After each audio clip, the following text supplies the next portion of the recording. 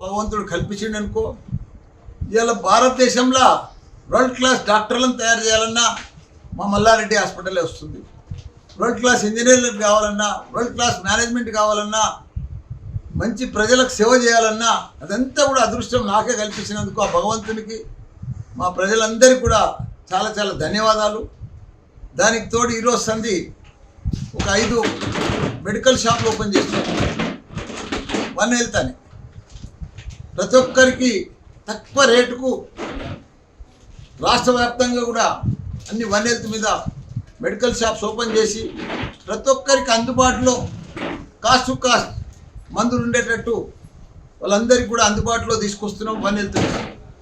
దానికి తోడు ఒక ఫస్ట్ ఫేస్లో ఒక 50 అంబులెన్సులు కూడా 108 మాదిరిగా 50 అంబులెన్సులు వన్ హెల్త్ మీదనే అవి కూడా రిలీజ్ చేయబోతున్నాం తొందరగానే వన్ హెల్త్ మీదనే. ఎందుకంటే అందరికీ ఎక్కడ ఏ ప్రాబ్లం వచ్చినా ఆదుకునేటట్టు, సమయానికి వాళ్ళను హాస్పిటల్లో చేర్చేటట్టు ఇవన్నీ కూడా కావాలని. ఎందుకంటే భగవంతుడు మా పిల్లలను అందరినీ మంచిగా చూస్తున్నాడు, మంచిగా ఇచ్చాడు అందరికీ.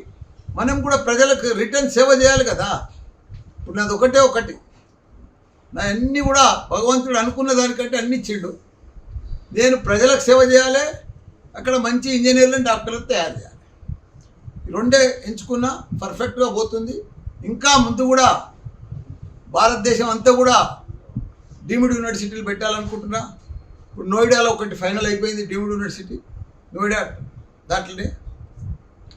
దాని తర్వాత లక్నోలో కూడా అక్కడ మన యోగి సీఎం గారు ఏఐ సిటీ తయారు చేస్తున్నాడు. ఏఐ మీద సిటీనే తయారు చేస్తున్నాడు. 10,000 కోట్లు ఖర్చు పెడుతున్నాడు ఏఐ సిటీ కోసం. దానికి తోడు 10 లక్షల మంది యువకులను తయారు చేయాలి, ఉద్యోగానికి మల్టీనేషనల్ కంపెనీలకు తగ్గట్టు తయారు చేయాలని చెప్పి ఏఐ సిటీ కూడా తయారు చేస్తున్నాడు. మాకు కూడా పిలుపు వచ్చింది. మేము కూడా మొన్న లక్నో కూడా పోయి వచ్చినాం. తొందరలో నెక్స్ట్ వీక్లో యోగి గారిని కలిసి అక్కడ కూడా ఒక 50 ఎకరాల పెద్ద డిజిటల్ హెల్త్ సిటీ పెడదామని అక్కడ కూడా ఎక్కడైతే సూరారంలో పెట్టినామో అదే ప్లాన్ చేస్తున్నాం. అదే మాదిరిగా బీహార్లో కానీ, బెంగాల్లో కానీ, ఆంధ్రప్రదేశ్లో కానీ దేశవ్యాప్తంగా మెయిన్ సిటీలలో అన్నీ కూడా యూనివర్సిటీలు తెరుద్దామని ప్లాన్ చేసుకున్నాం. ఇదంతా కూడా రేపు 17 తారీఖు కూడా వైజాగ్ పోతున్నాం. కర్నూలులో కూడా ప్లాన్ చేస్తున్నాం.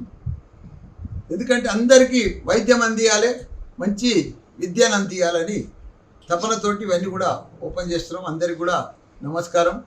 రాఖీల పౌర్ణమి అందరికి కూడా శుభాకాంక్షలు. రాజకీయంగా కూడా ఇప్పుడు రాజకీయంగా బీజేపీ వైపా, తెలుగుదేశం వైపా, లేక టీఆర్ఎస్ వైపా కాదు. నేను ఇప్పుడు టీఆర్ఎస్లో ఉన్నా.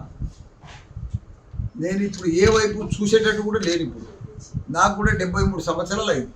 ఇంకా ఏ వైపు చూడవలసిన అవసరం ఏముంది? ఇప్పుడు నేను ఎంపీ అయినా, మినిస్టర్ అయినా, మళ్ళీ ఇప్పుడు ఎమ్మెల్యే అయినా, ఇంకా 3 ఏళ్ళు ఉంటా. నేను రాజకీయమే వద్దనుకుంటున్నా. ప్రజలకు సేవ చేసి మంచి కాలేజీలు, యూనివర్సిటీలు నడిపిస్తామని అనుకుంటున్నాను.